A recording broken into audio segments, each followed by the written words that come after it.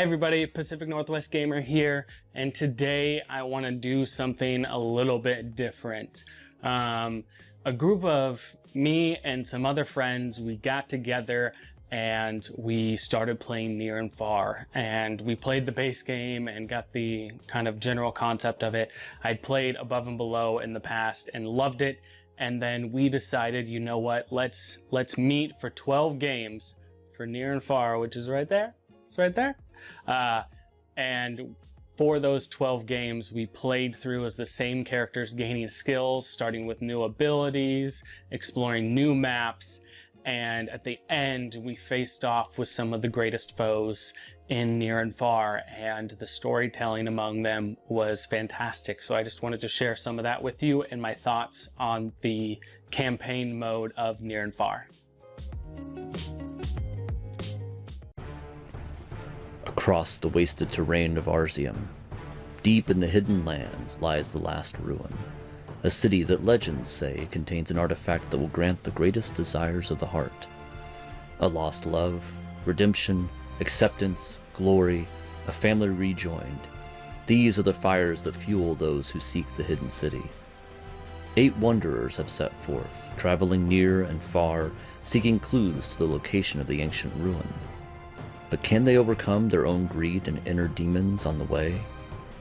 In this frontier filled with the ruins of a dead civilization, travelers must rely upon those that have made their home here and learned to survive.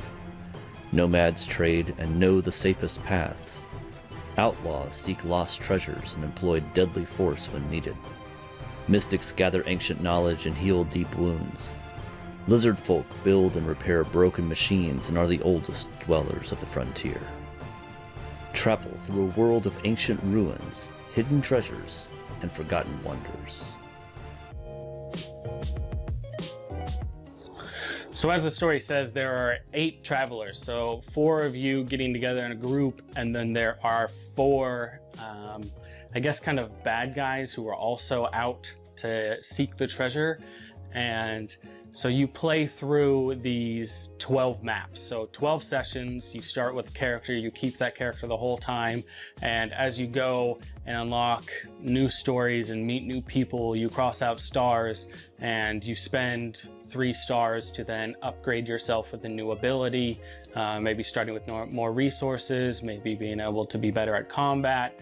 So you upgrade these to make yourself better, and each round the game changes slightly with the map.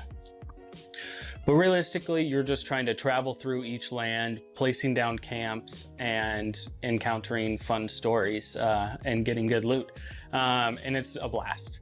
Overall, we all went away super happy with this game. We love the campaign style, and it really is the best way to play the game, I think, is get a group together, continuing the story, continuing stories you've picked up. So sometimes you'll go on an encounter and it will give you a code word, and then 2 maps later you end up running into somebody who knew the person you talked to in that mission 2 stories ago, and your code word triggers a different story that you personally got because you did that original encounter.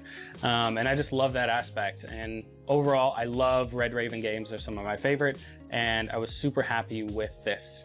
Overall, we ended up shooting videos that go over the stories that were told when each of us fought off the final map foes. And when we got to the last ruin, the game changed, and it said, okay, in order to win this whole campaign, you have to defeat all 4 of them before the game ends, before somebody places their final camp.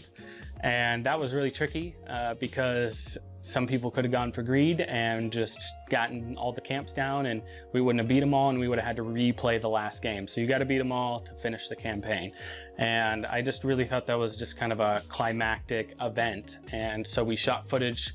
I apologize that I am terrible at reading out loud, but some of my friends were very good storytellers, and I want to share the stories of their battles with the foes. It was really special. We each got to take on one of them and took them down, and so each of us got to read the takedown story, and I hope you enjoy them.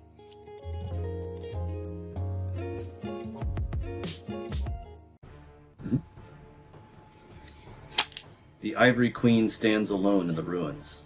As you approach, time slows. A great blast of energy throws you back, knocking you to the ground, but you stand again, counting each slow second tick by as you charge to break her porcelain shell. Time returns to normal, and a great cry fills the air. An army of Glogos, humans, and lizard folk have been gathered to help you. They surround the Ivory Queen and shatter her like a teapot. Soon, only a pile of white dust remains. The army lets out a wild cheer, though you can still hear the Queen's eerie voice on the wind. Is this truly the end of the tyrant?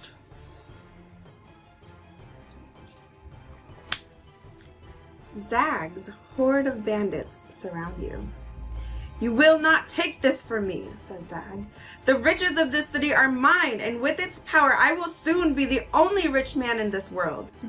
The battle is fierce, but Zag's cowardly band soon retreats, leaving him to duel you by himself. He fights like a cornered animal, wild and without caution. He takes a deep wound. He falls to the ground. "Hold close your possessions," he says, choking, "for they will never abandon you." A sudden shadow falls over you, and Vitaria's airship descends from the sky. Vitaria leaps from the ship, sprinting toward her son. "I found you," she says, with tears in her eyes. You help carry the wounded Zag aboard the airship, where Vitaria binds his wounds and works to save him. "I think he'll live," she says. A few hours later, she bids you farewell. You watch her airship fly away over the ruined horizon to the north.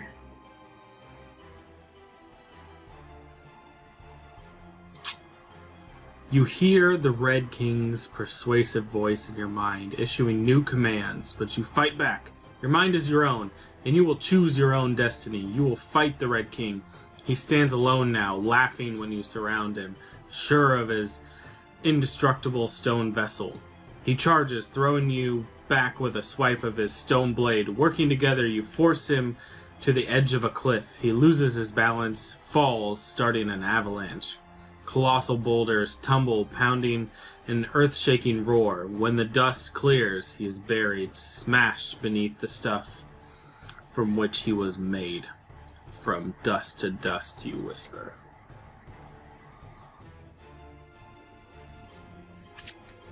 Captain Treya walks alone, a ragged shadow of her former self. She draws her sword in a mad rage and attacks you. "For His Majesty!" is her battle cry. She escapes every flank and dodges every slash. You battle for hours, cutting her off each time she tries to get away. Her energy spent, she collapses to her knees, and you bind her hands.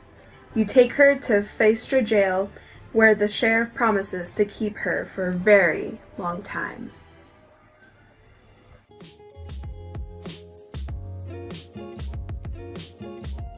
Welcome back. I hope you enjoyed the stories. Overall, like I said, I loved this version of Near and Far. Playing the campaign was way more immersive and special to all of us who played that, and I think it's the best way to play it, and I highly encourage you to play through the campaign. I'm sorry if I spoiled that. I'll definitely mark that on the video that I'm spoiling with these videos, but this game has been out for a little while, so I hope people enjoy it. I'm Pacific Northwest Gamer. Please like this video if you enjoyed it, shoot me a comment, and subscribe as always if you want to see more stuff like this. Thanks.